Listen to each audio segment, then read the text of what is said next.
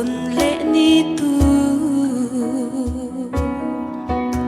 cả tôn về mi tuổi nè ilim khá mai mua cái chân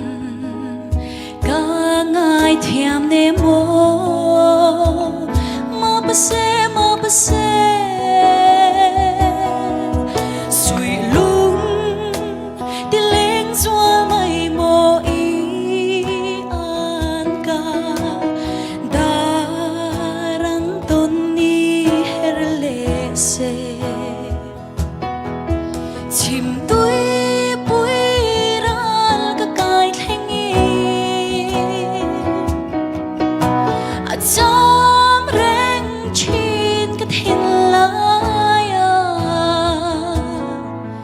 ngil rual loi an kan em te ma pase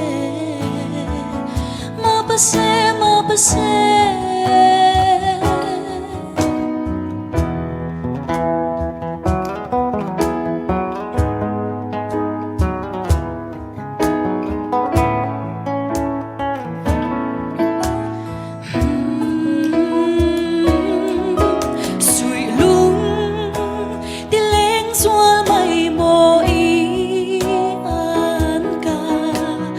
darang tôn ni her lệ se chim tuổi bụi ral cả cài thengi a cham reng chin ka thin lai